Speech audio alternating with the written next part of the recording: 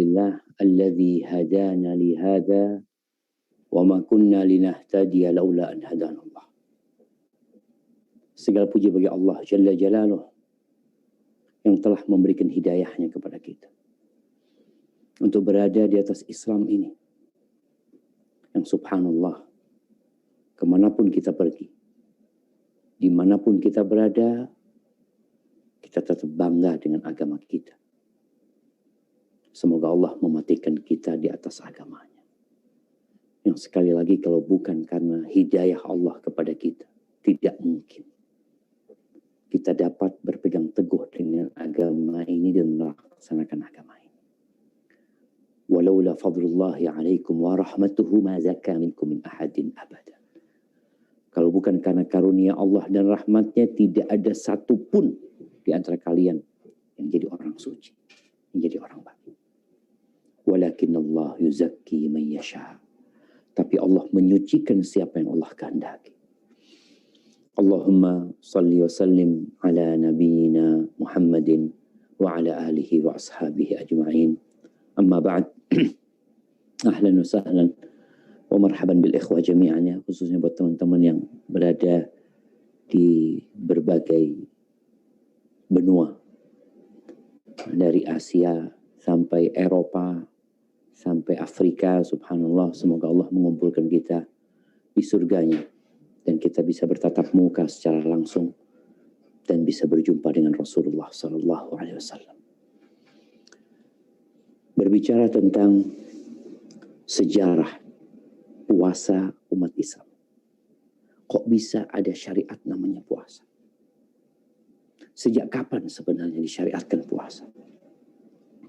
Hibati fillah, puasa secara bahasa Arab yang saum atau siam itu berarti menahan diri. Menahan diri. Orang yang nggak ngomong dikatakan saim. Ana saim. Orang yang nggak bergerak dikatakan dia saim. Bahkan binatang yang mogok makan dikatakan binatang itu saim. Dia sedang puasa. Ini sedang menahan diri. Subhanallah, di surat Maryam ayat 26, Allah Azza wa Jalla menceritakan bagaimana tatkala Maryam balik menuju ke kampungnya, tatkala dia berjumpa dengan orang-orang, apa yang harus dia katakan kepada mereka dengan membawa bayi tanpa ada ayah. Nah, silakan dibaca ayatnya di surat Maryam ayat 26. A'udzu billahi minasy syaithanir rajim.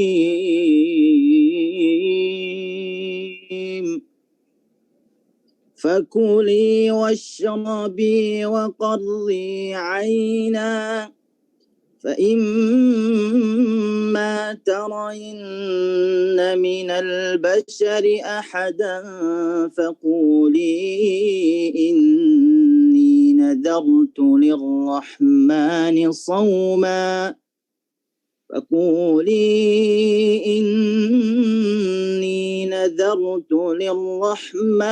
صوما فلن أكلم اليوم إنسيا.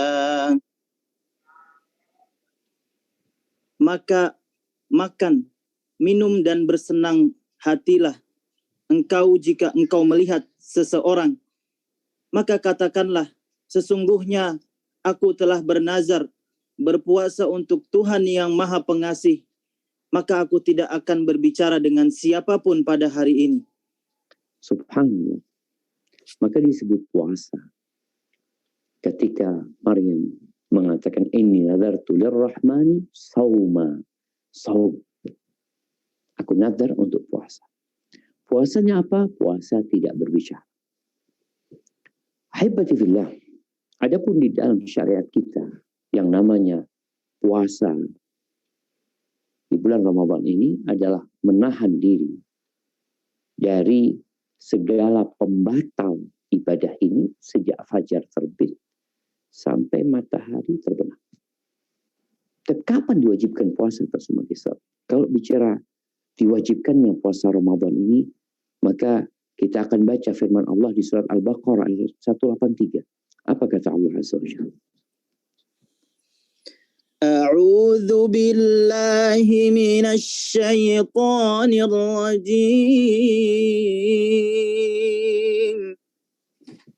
يا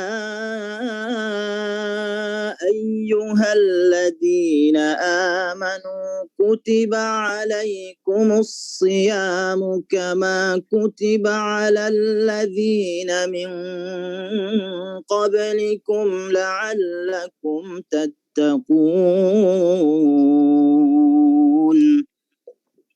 Wahai orang-orang yang beriman, diwajibkan atas kamu berpuasa sebagaimana diwajibkan atas orang-orang sebelum kamu agar kamu bertakwa.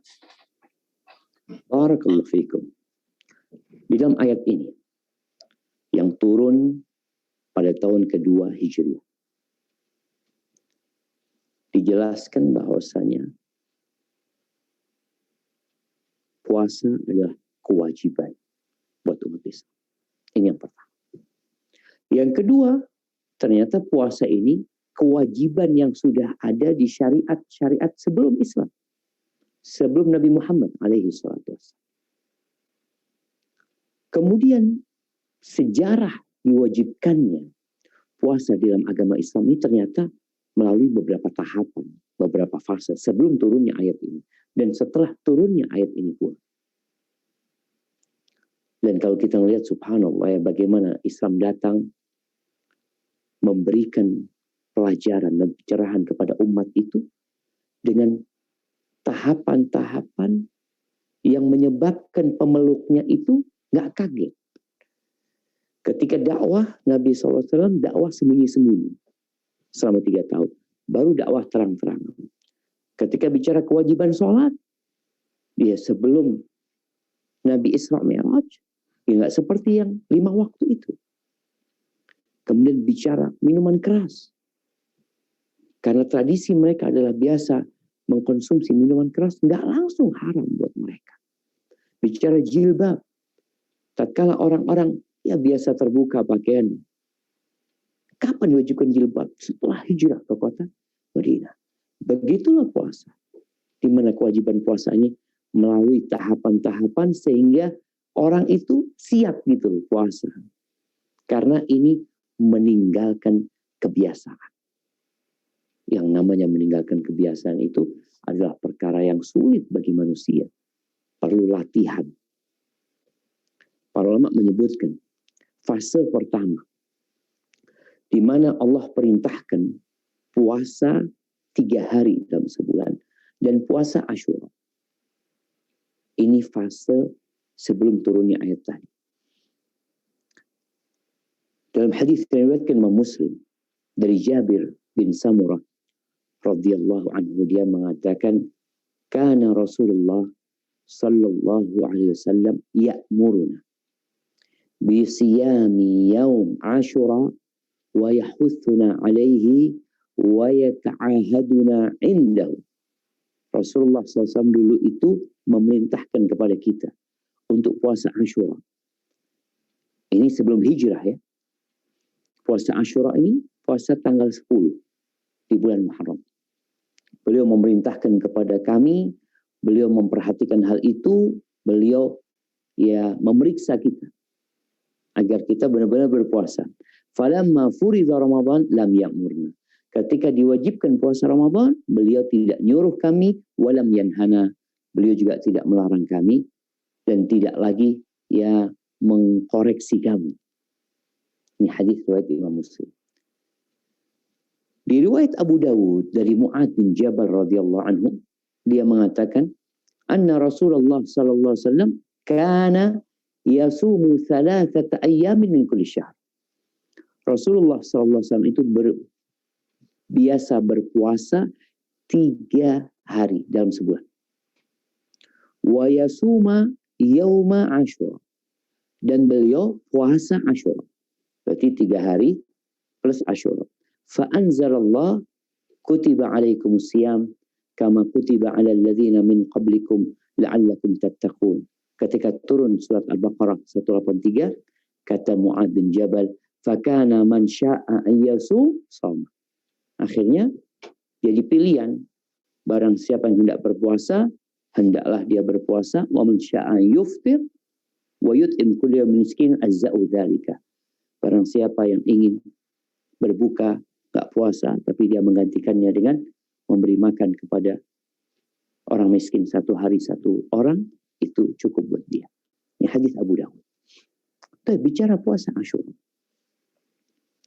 Sebenarnya puasa Asyura ini syariatnya siapa? Karena dalam hadis Aisyah yang diriwayatkan Imam Bukhari dan Muslim, Aisyah mengatakan, "Anna yawma Asyura kanat tasumuhu Quraisyun fil jahiliyah." Ternyata Asyura ini hari yang orang-orang Quraisy biasa puasa di hari itu. Jadi dalam setahun itu mereka punya puasa satu hari, yaitu Asyura. Falamma qadimal Madinah, ketika Nabi sampai ke kota Madinah, beliau berpuasa dan memerintahkan para sahabat berpuasa tatkala melihat orang-orang Yahudi puasa. Sebagai bentuk syukur mereka atas diselamatkannya Nabi Musa alaihi salam dari Fir'aun. Nabi mengatakan, "Nahnu ahaqqu bi Musa minkum." Kami lebih pantas dengan Nabi Musa daripada kalian. Berarti Nabi sudah biasa puasa di Mekah. Ketika sampai kota Madinah, beliau memerintahkan untuk puasa kepada para sahabatnya. Sebagai bentuk, ya di awal-awal Nabi SAW itu suka menyamai ahli kitab. Ya, karena memang secara sumber agamanya sama, kiblat pun kita tahu, Rasulullah SAW berkiblat di awal adalah ke Masjidil Aqsa. Sampai akhirnya diperintahkan untuk berkiblat ke Masjidil Haram. Jadi ahibati fillah, Aisyah melanjutkan ceritanya, falamma furidha Ramadan, ketika diwajibkan puasa Ramadan, taraka Asyura. Beliau meninggalkan Asyura. Yakni meninggalkan, enggak wajib lagi. Faman syaa'a shamahu wa man syaa'a tarakahu. Barang siapa yang mau puasa, tafadhol, yang mau meninggalkan, silahkan. Sebelumnya enggak. Nabi memerintahkan. Bahkan pada waktu itu, yang enggak puasa mungkin enggak niat ya. Nabi memerintahkan kepada mereka untuk menahan diri, enggak makan sampai matahari terbenam. Bahkan anak-anak para sahabat pun dibiasakan puasa pada waktu itu. Setelah datangnya Ramadan, maka nggak wajib lagi. Sebagian ulama berpendapat sebenarnya tidak wajib dulu itu. Anjuran juga, nggak sampai tingkatan wajib. Sehingga tidak dapat dikatakan dinasakh, dihapuskan dengan datangnya kewajiban puasa di bulan Ramadan. Tapi pendapat mungkin yang lebih kuat bahwasanya puasa Asyura yang dilakukan sama Nabi SAW itu ya di tahun pertama yang wajib tadi, dan tahun kedua. Kalau dikatakan tahun kedua ini kan bulan Muharram, bulan yang pertama ya. Jadi di awal Nabi SAW datang ke kota Madinah itu di bulan Rabiul Awal. Kemudian berarti tahun depannya di Muharram itu awal puasa orang-orang Madinah, puasa Asyura yang diwajibkan, yang kemudian dihapuskan setelah itu, setelah turunnya Al-Baqarah 183. Baik. Jadi fase yang kedua adalah turunnya Al-Baqarah 183. Di mana puasa Asyura yang awalnya diwajibkan jadi sangat dianjurkan. Kalau yang berpendapat tadi awalnya memang nggak wajib, awalnya sangat dianjurkan, setelah turunnya Al-Baqarah 183 dianjurkan saja. Jadi awalnya sangat dianjurkan, kemudian dianjurkan saja. Karena memang kita tahu pahala puasa Asyura, Rasulullah SAW berharap diampuni dosa 1 tahun. Baik, ahibati fillah. Setelah turunnya Al-Baqarah 183, ternyata puasa Ramadan ini juga nggak langsung seperti yang kita lihat hari ini. Ada proses. Ini benar-benar untuk membiasakan orang-orang itu menahan diri dari makan dan minum dan syahwat. Proses yang pertama, itu puasa Ramadan ini masih pilihan. Boleh puasa, boleh nggak puasa. Tapi yang tidak puasa wajib menggantikannya dengan memberi makan fidyah. Jadi fidyah untuk amal miskin. Jadi di awal boleh puasa, boleh tidak puasa. Tapi yang tidak puasa wajib ngasih makan. Ini Allah sebutkan di ayat 184. Mungkin bisa dibaca di Al-Baqarah 184.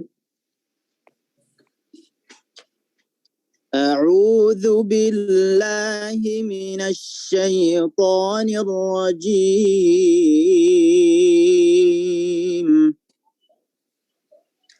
Ayyaman ma'dudat.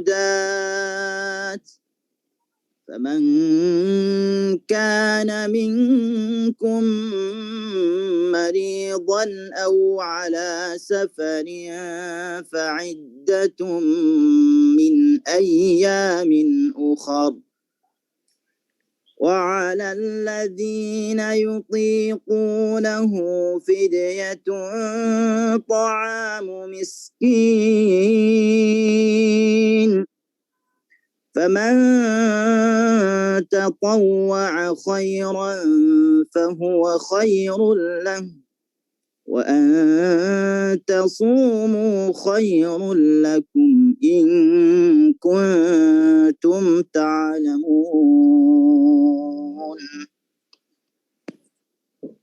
Yaitu beberapa hari tertentu, maka barang siapa di antara kamu sakit atau dalam perjalanan, lalu tidak berpuasa, maka wajib mengganti sebanyak hari yang dia tidak berpuasa itu pada hari-hari yang lain. Dan bagi orang yang berat menjalankannya, wajib membayar fidyah, yaitu memberi makan seorang miskin. Tetapi barang siapa dengan kerelaan hati mengerjakan kebajikan, maka itu lebih baik baginya, dan puasamu itu lebih baik bagimu jika kamu mengetahui. Barakallahu fikum. Naam. Yang diterjemahkan wa 'alal ladzina yutiqunahu fidyatun ta'am miskin. Ini ada dua penafsiran para ulama. Kalau tadi dikatakan bagi yang tidak mampu. Tapi makna lain bagi yang mampu puasa, tapi dia nggak mau puasa. Itu bayar fidyah.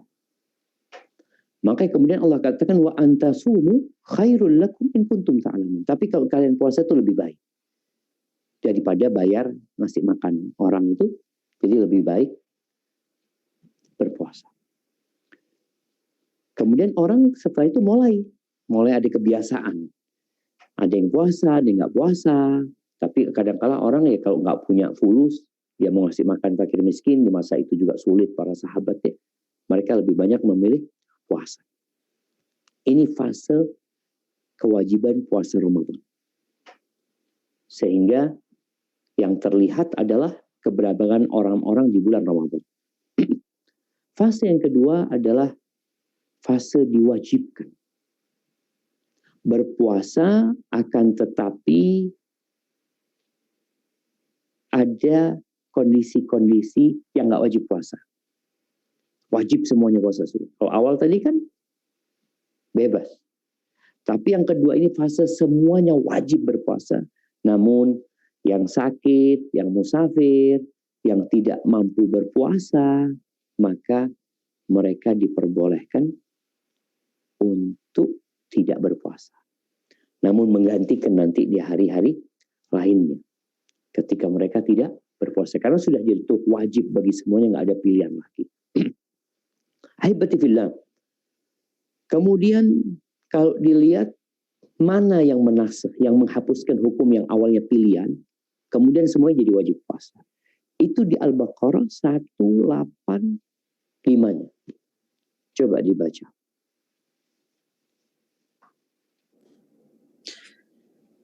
A'udzu billahi minasy syaithanir rajim. شهر رمضان الذي أنزل فيه القرآن هدى للناس وبينات من الهدى والفرقان فمن شهد منكم الشهر فليصم ومن كان مريضا أو على سفر فعدة من أيام أخر يريد الله بكم اليسر ولا يريد بكم العسر ولتكملوا العدة ولتكبروا الله على ما هداكم ولعلكم تشكرون.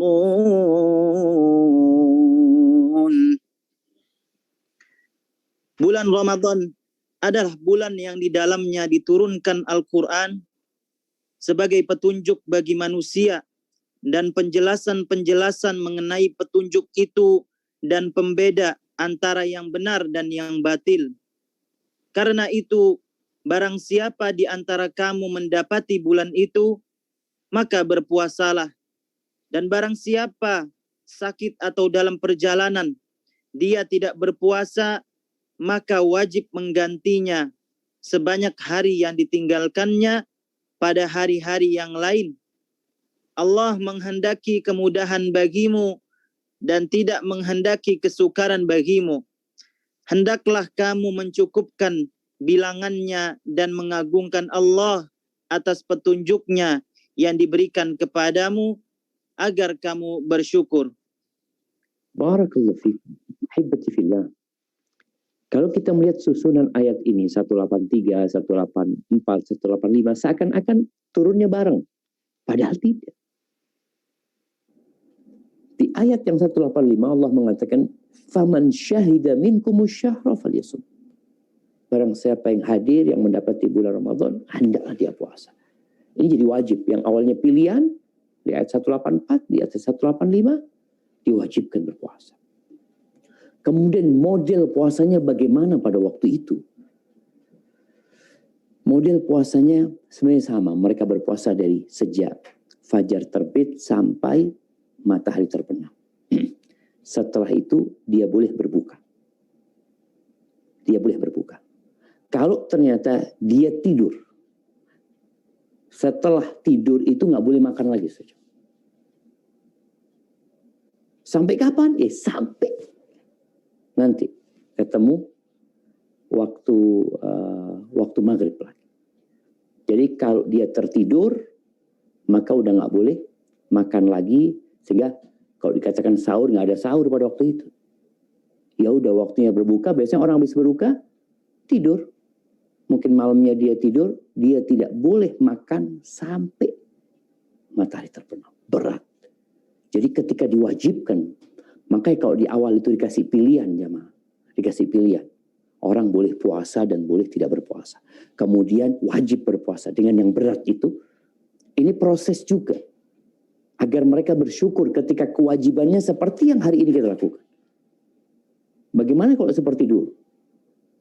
Sehingga orang nggak merasakan, aduh berat banget ya.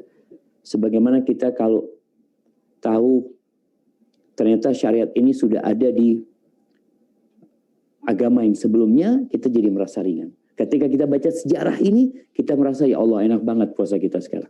Jadi mereka dulu model puasanya kalau sudah tidur nggak boleh makan minum lagi. Kemudian nggak boleh menghubungin istri selama bulan Ramadan. Nggak ada menghubungi istri di bulan Ramadan.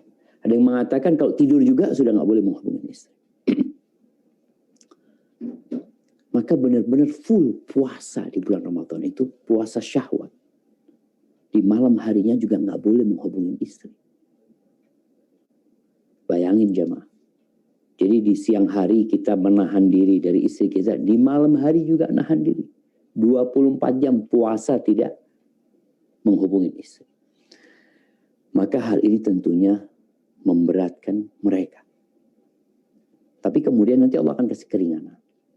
Diriwayatkan Imam Bukhari dari Al-Bara' bin Azib radhiyallahu anhu qala kana ashabu Muhammadin sallallahu alaihi wasallam idza kana ar-rajulu sha'iman fa hadara al-iftar fa nama qabla an yuftir lam ya'kul lailatahu wa la yawmahu hatta yumsi.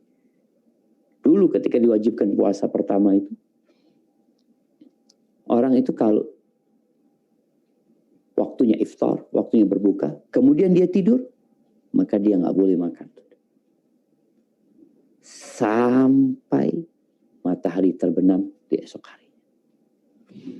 Wa anna Qais ibn Surmah al-Ansari, dia cerita ada sahabat Nabi namanya Qais ibn Surmah al-Ansari, kana sha'iman, dia puasa.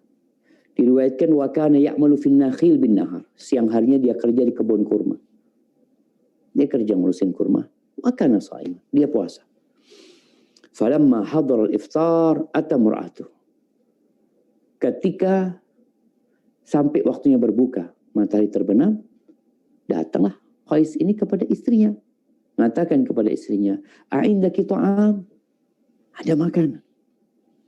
Lihat jemaah. Sekarang kita kalau mau berbuka itu sudah persiapan berbuka. Dulu mereka puasa, gak tahu nanti mau berbuka apa. Gak ada bayangan mau buka ini gak ada. Datang Qais tanya sama istrinya, "A'indaki ta'am?" Apakah ada makanan bersamamu? Qalat la. Gak ada. Tapi kata istri yang solehah, lihat istri yang solehah. Dia tidak menyalahkan suaminya. Dia tahu suaminya sebagai kepala rumah tangga yang wajib memberikan nafkah kepada dia. Tapi kata istrinya mengatakan, walakin antalik fa'atrub laka. Tapi tenang, aku akan pergi, aku cari makanan buatmu. Wa kana yaumuhu ya'mal. Ya, karena dia kerja di kebun kurma, capek. Faghalabathu aina. Faja'at imratu. Akhirnya istrinya datang bawa makanan. Ternyata Qais tidur.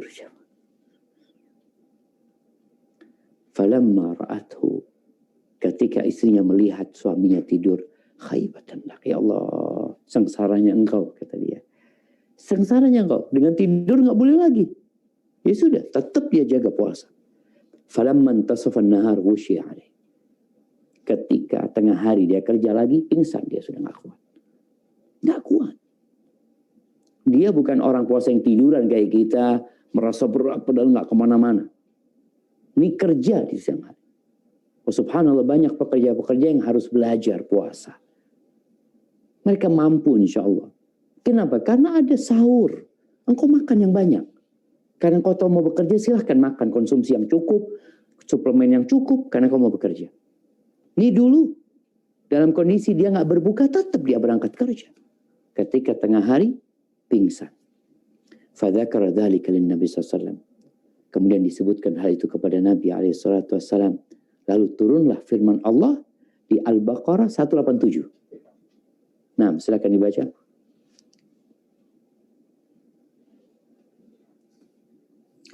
A'udzu billahi minasy syaithanir rajim.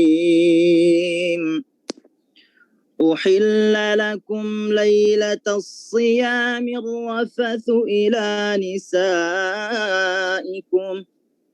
هن لباس لكم وأنتم لباس لهن علم الله أنكم كنتم تختانون أنفسكم فتاب عليكم وعفى عنكم فالآن باشروهن وابتغوا ما كتب الله لكم وكلوا واشربوا حتى يتبين لكم الخيط الأبيض من الخيط الأسود من الفجر ثم أتموا الصيام إلى الليل ولا تباشروهن وأنتم عاكفون في المساجد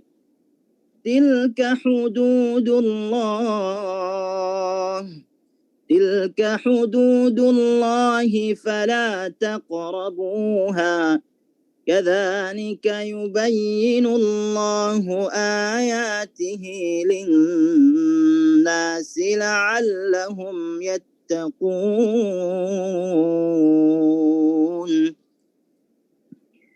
Dihalalkan bagimu pada malam hari puasa bercampur dengan istrimu. Mereka adalah pakaian bagimu, dan kamu adalah pakaian bagi mereka. Allah mengetahui bahwa kamu tidak dapat menahan dirimu sendiri, tetapi Dia menerima taubatmu dan memaafkanmu. Maka sekarang campurilah mereka dan carilah apa yang telah ditetapkan Allah bagimu.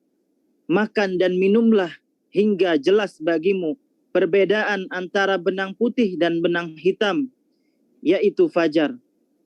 Kemudian sempurnakanlah puasa sampai datang malam. Tetapi jangan kamu campuri mereka ketika kamu beriktikaf dalam masjid. Itulah ketentuan Allah. Maka janganlah kamu mendekatinya. Demikianlah Allah menerangkan ayat-ayatnya kepada manusia agar mereka bertakwa. Subhanallah. Bagaimana dikatakan Al-Bara ketika ayat ini turun? Ayat yang pertama yang turun, yang berkaitan dengan wahilla lakum laylatas siyamir rafathu ila nisaikum. Dihalalkan untuk mencampuri istri kalian. Yang awalnya sebulan full, nggak ada mencampuri istri. Mereka gembira sekali. Kenapa? Ya bisa puyeng juga jamaah sebulan penuh.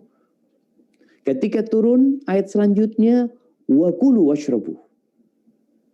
Makan dan minumlah. Sampai kapan makan dan minum? Sampai fajar. Yang awalnya hanya boleh makan dan minum sampai tidur. Kemudian diganti. Maka gembiralah para sahabat pada waktu itu. Ada sebagian sahabat di sini Allah katakan, alimallah annakum kuntum takhtanuna anfusakum. Yani ada yang khianat di antara kalian. Ada yang gak kuat menghubungi istrinya di malam hari. Kalau siang hari jelas, dalam kondisi puasa, gak boleh. Tapi dalam kondisi udah berbuka nih, udah berbuka. Tapi menjamah istri tetap nggak boleh. Ada yang ya diriwayatkan ada Umar bin Khattab radhiyallahu anhu ya. Lalu disebutkan di sini fataba alaikum. Allah memberikan taubat, memaafkan kalian atas kesalahan yang sudah terjadi. Ahibati fillah. Setelah kita mendengar sejarah ini, sehingga kita ya seharusnya lebih semangat lagi beribadah puasa. Tidak menganggap ibadah puasa ini sulit. Karena tetap ada pilihan sebenarnya bagi yang faman kana maridhan aw ala safarin fa'iddatun min ayyamin ukhra. Tetap ada pilihan bagi yang musafir. Dia punya pilihan, tetap berpuasa atau merasa berat, ya silahkan kau berbuka. Bagi yang sakit, engkau mampu berpuasa, engkau berpuasalah. Nggak mampu, silahkan berbuka. Tapi tetap menggantikan di hari-hari yang lainnya. Kemudian hukum buat yang tidak mampu berpuasa. Karena sakit yang tidak diharapkan kesembuhan. Atau karena sepuh, sudah tua renta. Yang menyebabkan dia nggak mampu untuk berpuasa. Tetap ada keringanan. Yaitu, fafidyatu ta'ami miskin. Allah mengatakan, yuridullah bikumul yusra. Wala yuridu bikumul usra. Allah ingin kemudahan buat kalian. Dan Allah tidak ingin kesulitan buat kalian. Jadi syariat ini datang bukan untuk menyusahkan kita, tapi untuk memberikan segala kebaikan. Makanya kalau kita lihat para sahabat Nabi yang awalnya berat, kemudian dikasih keringanan, jangan ditanya lagi bagaimana kemudian mereka bersemangat melaksanakan ibadah puasa Ramadan ini, belum lagi puasa-puasa yang sunnah lainnya. Hadza wallahu a'lam bissawab. Itu mungkin sedikit tentang sejarah disyariatkan puasa. Kita masuk ke sesi tanya jawab. Anda kembalikan ke moderator. Nah, tafadhal. Jazakumullah khairan Ustaz atas materi yang telah disampaikan. Ada beberapa pertanyaan telah masuk ke panitia. Kami bacakan diantaranya dari Teddy Arianto. Milah, Anda mau bertanya, nanti mohon disampaikan. Ada sebuah keterangan yang menjelaskan bahwa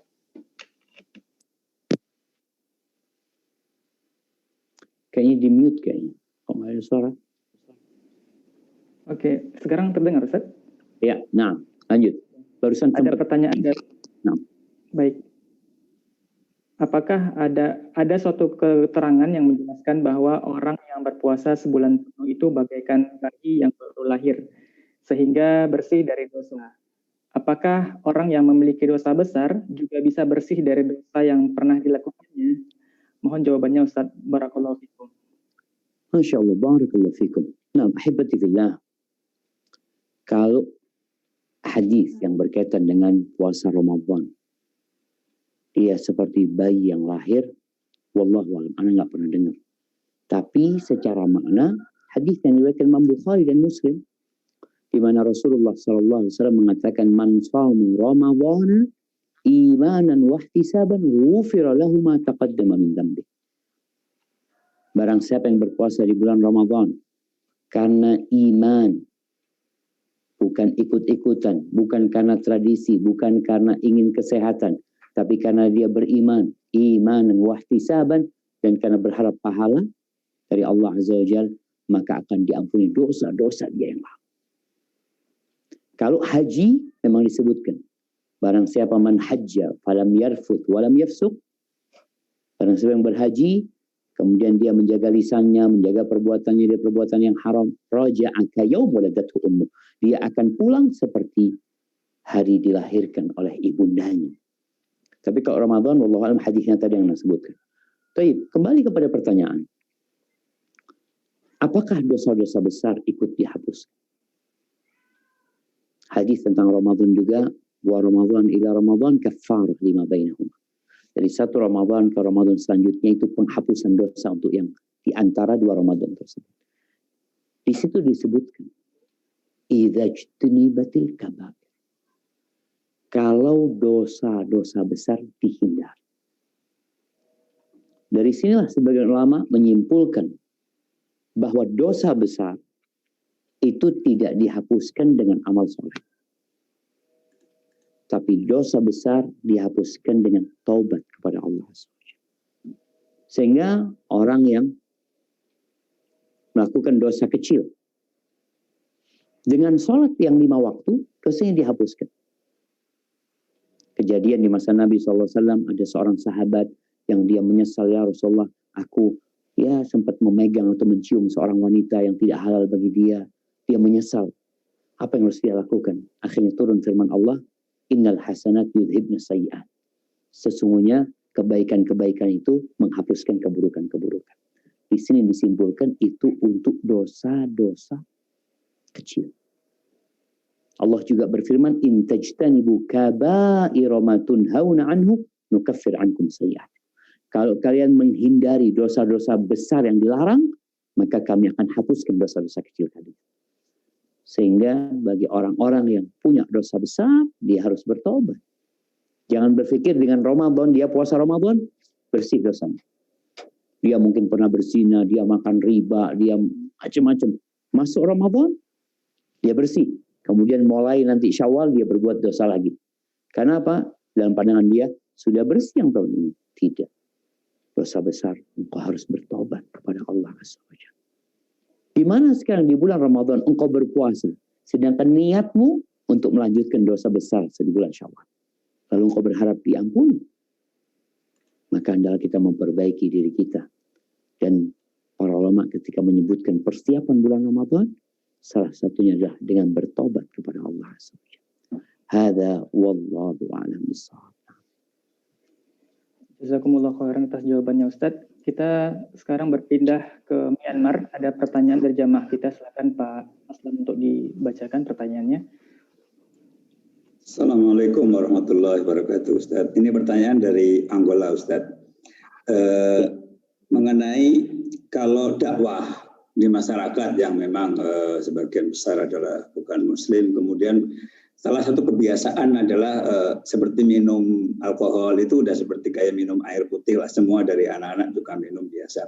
Apakah ketika tadi Ustaz menjelaskan tentang dakwah itu bisa bertahap ya pada zaman Rasulullah SAW itu perintah larangan bertahap. Apakah dibolehkan pada masyarakat seperti itu untuk misalkan dakwahnya mereka masuk Islam, kita tidak terlalu mempermasalahkan tapi yang penting akidahnya lurus, sholatnya baik, itunya tidak disinggung dulu gitu. Apakah dibolehkan untuk membolehkan mereka mengaplikasikannya secara bertahap seperti itu? Masya Allah. Barakallahu fikum. Nah, ahibati fillah. Kalau bicara bagaimana kita berdakwah, memang ada tahapan-tahapan. Ketika orang itu masuk Islam, kita jangan langsung jelaskan sama dia, nggak boleh ini, nggak boleh ini, nggak boleh ini, nggak boleh ini. Biar kuat dulu keislaman dia. Biar keimanan itu merasuk di dalam jiwa dia. Jadi proses itu ada menguatkan keimanan dia. Karena banyak orang, jangan bicara tadi, yang baru masuk Islam. Yang Islam minum khamr banyak. Oh, dia Islam lahir, bukan baru masuk Islam ya. Tapi dia Islam dari lahir, tapi dia minum khamr. Mendakwahi mereka pun, ini orang Islam minum khamr, dia nggak sholat, dia minum khamr. Mana yang kita dahulukan? Ya kita selesaikan dulu sholatnya. Selesaikan, rukun Islam ini disampaikan kepada dia. Ketika keimanan dia mulai kuat, yang rukun Islam dikerjakan sama dia, maka kita beranjak menjelaskan kepada dia perkara-perkara yang lain. Karena kita tahu ada yang kalau ditinggalkan orang itu bisa kufur. Seperti sholat sendiri. Sebenarnya ulama berpendapat yang meninggalkan sholat bisa kafir. Makanya kalau ada orang minum khamar nggak sholat, yang kita tekankan adalah masalah sholatnya. Dan dalam mendakwain dia kewajiban sholat ini, bukan hanya menjelaskan hukum. Karena biasanya kalau dia sudah Islam, dia tahu sholat itu wajib. Tapi tidak ada kekuatan keimanan yang membuat dia melaksanakan sholat. Bagaimana tugas kita sekarang? Menguatkan keimanan dia. Jadi proses itu tetap diperbolehkan. Tapi sekali lagi, jangan kita membiarkan mereka melakukan kemaksiatan. Dengan kita berhenti mendakwain mereka. Kita dakwain mereka. Kita benar-benar mengajarkan kepada mereka tentang keimanan yang benar. Sehingga tatkala keimanan mereka sudah kuat, yang wajib-wajib sudah dikerjakan, di sini kita menyampaikan kepada dia, tolong minuman itu ditinggalkan. Itu terlarang dalam agama kita. Kemudian dijelaskan ya tentang ayat-ayatnya. Atau ada orang yang proses umpamanya, meninggalkannya. Kita kasih tahu dia haram. Dia masih belum bisa meninggalkan. Ya sudah kita sampaikan kepada dia, engkau kalau mau sholat jangan minum. Dia udah tahu hukumnya. Cuma kan butuh proses. Kalau menyebutkan kadang-kala ada kebiasaan-kebiasaan yang dia meninggalkannya dibantu dengan proses. Seperti orang yang sabu-sabu umpamanya. Dia udah tahu haram, nggak boleh. Dia tetap melakukan, kita kasih tahu, udahlah, engkau kalau waktunya sholat tinggalkan. Engkau fokus ibadahnya. Minta sama Allah supaya Allah memberikan kekuatan kepadamu. Jadi seperti itu yang dilakukan oleh kita, tapi yang jelas seorang dai itu harus bijak kapan dia menyampaikan dan kapan dia menunda penyampaiannya sampai orang ini siap. Wailah hukum Islam sudah turun semua, nggak ada lagi yang namanya tahapan beragama sebenarnya, tapi ini tahapan dalam berdakwah menyampaikan kepada dia. Hadza wallahu a'lam. Alhamdulillah, ini cukup banyak pertanyaan dari teman-teman kita di Uni Emirat Arab, Jerman, Jepang, Swiss, dan lainnya. Mungkin sekarang kita berpindah dulu ke teman-teman kita di Oman. Silakan co-host untuk menyampaikan pertanyaannya. Assalamualaikum Ustaz. Ada pertanyaan ini Ustaz dari Zoom yang disampaikan pada kami. Assalamualaikum Ustaz Syafiq. Ibu saya berumur 75 tahun dan sudah sakit bertahun-tahun. Beberapa tahun ini sudah mulai kesulitan untuk berpuasa. Dan untuk tahun ini beliau memilih untuk tidak berpuasa dengan membayar fidyah. Hitungan bayar fidyah itu berapa ya Ustaz secara rupiah atau memakai beras? Karena pernah dengar sehari itu hitungannya 1 mud beras atau sekitar 2,5 sampai 3 kilogram beras. Jazakallah khair. Nah, barakallahu fikum. Ya ahibati fillah, buat orang yang benar-benar nggak mampu. Ada orang yang masih mampu. Contohnya Ibu Ana umpamanya bisa puasa mungkin 7 hari, setelah itu harus istirahat. Ya udah, berarti puasa 7 hari. Atau dia mampu puasanya sehari puasa, sehari nggak puasa. Ada yang mampu seperti itu. Berarti dia masih mampu berpuasa, maka tetap diwajibkan berpuasa. Nanti membayarnya, mengqadanya itu juga seperti itu. Kan boleh membayarnya sepekan sekali. Apalagi kalau tadi dikatakan mungkin buat teman-teman yang tinggal di Belanda, ada yang siangnya panjang, ada yang siangnya pendek. Maka dia milih yang siangnya pendek. Ketika membayar puasa karena memang kondisi dia. Tidak ada masalah seperti itu. Tapi kalau benar-benar tidak mampu sudah, maka bayar fidyah. Fidyahnya seperti apa? Memberi makan. Jadi memberi makan ini bisa makanan jadi. Kalau di Indonesia mungkin kita belikan masakan Padang. Masakan Padang, ada nasi. Kalau bisa mood itu segini sebenarnya. Ada nasi, ada lauknya, ada ayam, kita berikan. Itu berarti kita sudah membayar fidyah. Dan membayar fidyah itu bisa sebulan full. Kita undang orang, 30 orang makan di rumah kita. Kita kasih makan mereka. Berarti kita sudah bayar fidyah. Dan bisa fidyah itu kalau berupa makanan mentah nanti diberikan kepada satu orang untuk 30 hari. Satu keluarga kita kasihkan kepada mereka, orang miskin. Berapa kalau yang mentah tadi? Kalau makanan pokok. Yang makanan pokok ini, maka ada khilaf di antara ulama. Ada yang mengatakan tadi mud, ada yang setengah sok. Setengah sok itu mungkin 1,5 kilo, atau 1,4 kilo ya. Atau kalau mud dikatakan itu untuk yang bur, yang makanan, yang gandum berkualitas itu. Jadi insya Allah bebas, engkau kalau lebih enak, paling enggak 1,4 kilo atau 1,5 kilo untuk satu hari. Kemudian Syekh Utsaimin menganjurkan, karena beras ini nggak bisa dimakan langsung. Sedangkan ngasih makan orang miskin tuh, bagaimana dia bisa makan? Kalau orang dikasih beras nggak ada lauknya, maka dianjurkan ketika engkau memberikan mamanya tadi beras 1,5 kilo atau 1,4 kilo, ada telurnya, sehingga dia bisa makan pakai telur karena ya berasnya dimasak, telurnya ditaruh di dalamnya sehingga dia bisa makan hal itu. Hada wallahu a'lam bissawab. Baik, jazakallahu khairan Ustaz. Kita lanjutkan lagi ke penanya dari Uni Emirat Arab. Silakan co-host untuk membacakan. Assalamualaikum Ustaz. Waalaikumsalam warahmatullahi wabarakatuh. Izin menyampaikan pertanyaan Ustaz dari Umahat dari Umu Faza, dan kebetulan ada pertanyaan juga yang related dengan pemanfaatan waktu di saat bulan Ramadan Ustaz. Bismillah, Assalamualaikum warahmatullahi wabarakatuh. Mohon izin bertanya Ustaz, apakah melakukan hal-hal yang tidak bermanfaat seperti browsing ataupun main game termasuk dosa jika dilakukan di bulan Ramadan? Dan apakah bagi akhwat jika duduk setelah sholat subuh dan melakukan sholat isyraq bagi wanita dapat dikategorikan juga mendapatkan pahala haji dan umrah Ustaz? Jazakallahu khairan. Subhanallah, barakallahu fikum. Nah, ahibati fillah. Pertanyaan menarik sekali ya. Di mana di masa sekarang ini ada banyak yang menyibukkan kita dari beribadah kepada Allah di bulan Ramadan. Handphone kita, gadget kita.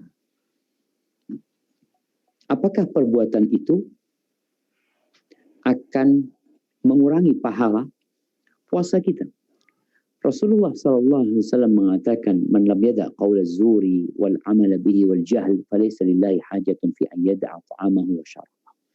Barang siapa yang tatkala berpuasa tidak meninggalkan ucapan dusta, perbuatan dusta, menjahilin orang, maka Allah nggak butuh dia meninggalkan makan dan minum. Nggak butuh dia lapar dan haus. Dan hadis lain disebutkan orang yang berpuasa kemudian dia masih ngomong kotor, dia masih melakukan lagu ini ucapan yang sia-sia, yang nggak berguna, atau kebatilan yang dia ucapkan, maka nggak perlu Allah dengan puasa dia. Bicara browsing sekarang, browsing ini tergantung apa yang dia lihat.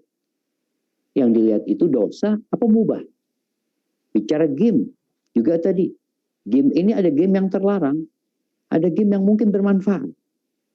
Maka lihat kondisi apa yang dia browsing, apa yang dia mainkan. Ketika orang main game, di situ ada wanita-wanita ya, yang mungkin dengan pakaian yang tidak pantas, tidak menutup aurat, kemudian dia lihat hal itu, padahal dia harus menjaga pandangan matanya. Dia harus menjaga pendengarannya. Bukan cuma perutnya yang puasa. Maka hal itu akan berdampak kepada pahala puasa. Apakah sama orang yang puasanya tidur terus sama orang yang puasanya sambil ngaji, sambil berbuat kebaikan? Tentunya nggak sama pahala puasa dia. Walaupun kalau dilihat waktu menahan lapar dan haus sama.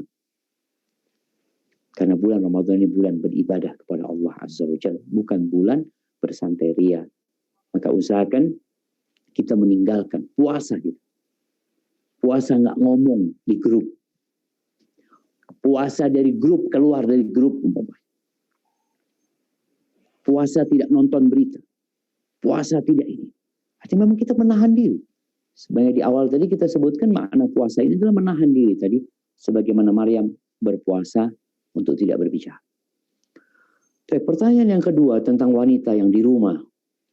Apakah kalau dia setelah sholat subuh duduk di rumahnya, mengingat Allah Azza wa Jalla sampai matahari terbit, kemudian dia sholat 2 rakaat, dia dapat mendapatkan pahala umrah dan haji yang sempurna, yang sempurna, yang sempurna. Berharap. Berharap, minta sama Allah. Memang para ulama berbeda pendapat di sini, tapi ingat rahmat Allah luas. Jangan sampai kemudian engkau malas melakukan itu. Aduh, kata dia, nggak dapat itu. Kalau engkau nggak dapat itu, mudah-mudahan dapat yang lebih baik dari itu. Karena kita tahu yang dibaca, yang mau didengarkan umpamanya dari sejak fajar sampai matahari terbit, insya Allah hal-hal yang baik. Dan Allah akan memberikan kebaikan buat apa yang dia niatkan, insya Allah. Barakallahu fikum. Baik, selanjutnya pertanyaan dari jamaah kita di Jerman. Silakan Pak Trisno untuk bisa menyampaikan pertanyaannya. Afwan, akidah ini Anda yang sampaikan. Oke, baik. Ya. Bismillahirrahmanirrahim.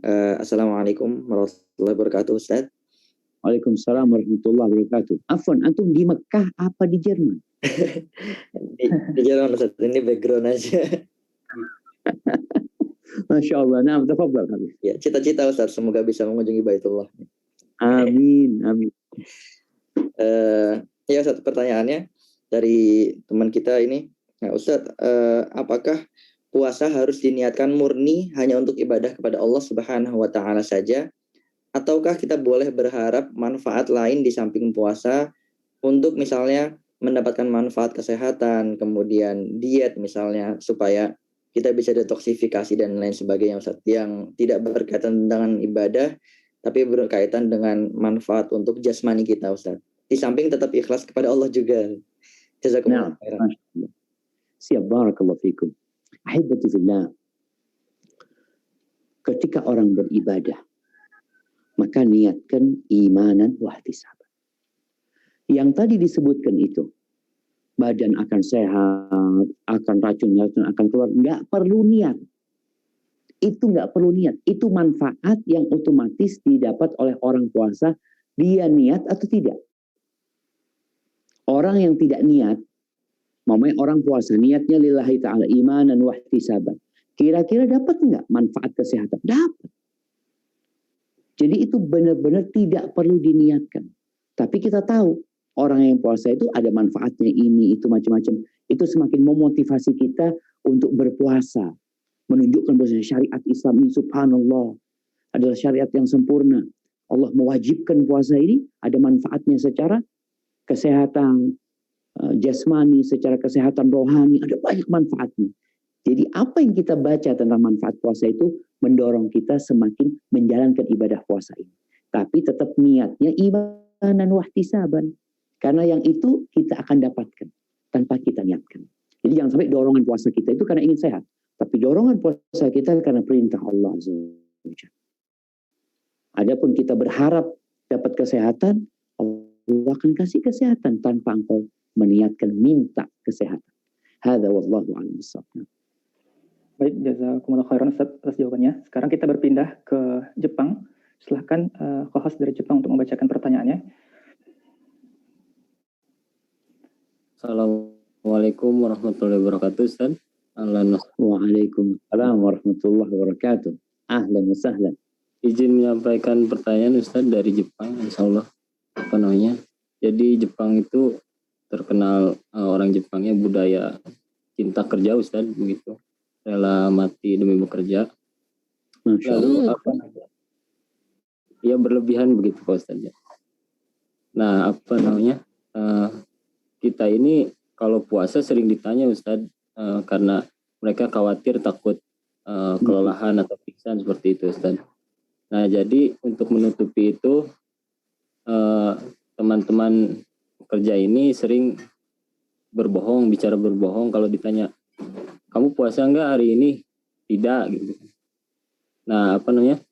Untuk mengelabui pertanyaan itu, kami menggantinya dengan membawa tol minuman tapi dengan isi setengah Ustadz. Jadi menghindari pertanyaan tersebut. Apakah dengan berbohong seperti itu kita berdosa Ustadz atau pahalanya gugur Ustadz? Jazakallahu khairan. Subhanallah jemaah. Iya jemaah. Pada waktu anak ke Jepang, jadi memang yang menjadi Tuhan kebanyakan mereka itu yang tidak beriman ya, adalah harta, uang. Sehingga tadi disebutkan kerja. Sampai kalau ada muslim yang puasa, mereka larang. Kalau ngomong puasa dilarang. Iya betul, Afwan. Anda tanya lagi. Emangnya kalau ngomong puasa nanti gimana? Ya dapat, kadang ada yang dapat sanksi Ustaz. Subhanallah. Ya dapat sanksi begitu. Apa sanksinya biasanya? Ya mungkin teguran keras seperti itu Ustaz. Iya, SP1, SP2 nanti ya, subhanallah jamaah. Iya, itu jamaah. Sampai seperti itu mereka. Karena yang mereka cari adalah uang, harta. Sebenarnya ya logis ya yang mereka katakan. Mereka takut kalau nanti yang kerja ini sakit, perusahaan tanggung jawab. Karena dia nggak berpikir ternyata puasa ini bikin sehat, nggak bikin sakit. Yang sakit dalam Islam berbuka. Seperti itu logikanya. Jadi kalau tadi dikatakan, gimana kalau kamu sakit? Tenang, sakit dalam Islam itu boleh berbuka. Kita nggak akan puasa kalau kita sakit. Berarti yang puasa ini orang sehat. Kalau yang nggak puasa, sakit dan diperbolehkan. Apa yang harus kita lakukan? Kalau kondisinya terpaksa harus berdusta, maka semoga Allah mengampuni. Karena memang mereka orang-orang kafir, yang tadi ketika kita ngomong puasa, kita akan dihukum sama mereka. Puasa ini sebenarnya ibadah yang tidak ada gerakan. Nggak ada gerakan. Orang puasa apa gerakannya? Nggak ada. Orang sholat kelihatan, lagi sholat nih, bisa ditangkap dia. Tapi kalau puasa kan kita tidak melakukan apa-apa. Jadi kalau memang terpaksa mereka bertanya, maka kita berusaha nggak ada masalah. Kalau memang hal itu akan menyebabkan tadi ibadah kita akan rusak gara-gara kita mengatakan berpuasa. Kemudian tadi yang lebih baik yang dikatakan menghindari berdusta.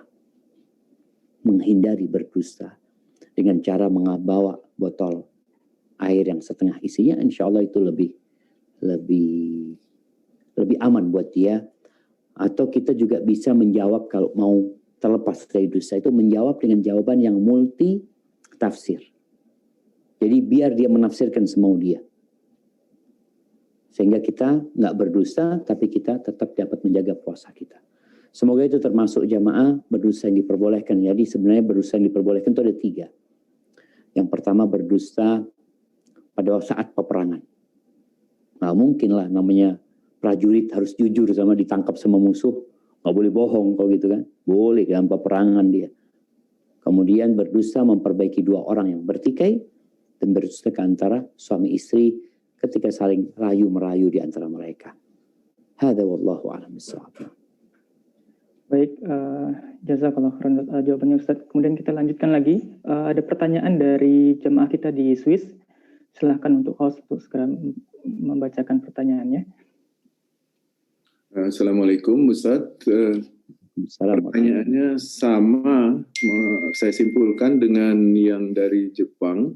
Tapi ditambah di sini pertanyaannya dengan apakah dibolehkan untuk tidak berpuasa, kemudian menggantikannya di bulan-bulan berikutnya. sedangkan berpuasanya hanya di weekend saja selama tidak bekerja. Begitu Ustaz. Coba, Afwan, apanya memang nggak boleh puasa juga di sana, di Swiss? Karena dibolehkan aja untuk menghindari hal-hal seperti yang terjadi di Jepang. Tapi tidak seperti di Jepang terlalu strict. Kalau di sini masih fleksibel, Ustaz. Masih boleh puasa gitu, Masih boleh. Kan? Ya, ya. Baik, Masya Allah, jemaah. Ya, jadi memang nanti jemaah, kita tahu tinggal di negeri non-muslim ini, kalau kita dihalangi dari melaksanakan agama kita, maka kita wajib keluar dari negeri tersebut. Kalau kita dihalangi dari menjalankan agama kita di perusahaan tersebut, maka kita wajib keluar dari kerjaan lain. Karena agama kita lebih kita cintai daripada kita bertahan di sana, akhirnya agama kita yang tergerus dengan peraturan perusahaan tersebut umpamanya. Maka hendaklah ini jadi pertimbangan buat teman-teman yang berada di Jepang tadi ya.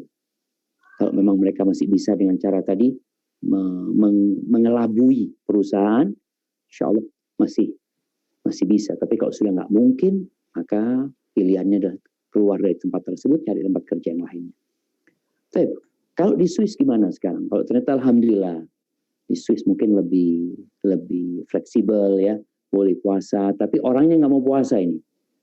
Artinya karena dia mungkin capek, lelah, dia nggak mau berpuasa. Haibati fillah. Tadi kita sudah sampaikan. Perjalanan puasa ini. Awalnya sulit. Kemudian mudah. Jadi kalau dikatakan engkau kalau puasa sakit, maka boleh nggak puasa. Tapi kalau nggak sakit, enggak saat cuma capek. Ya capek lah orang puasa. Tapi kalau puasanya weekend karena enak, bisa tidur dari pagi sampai sore gitulah. Berarti tetap wajib berpuasa. Nggak ada alasan dia untuk tidak berpuasa.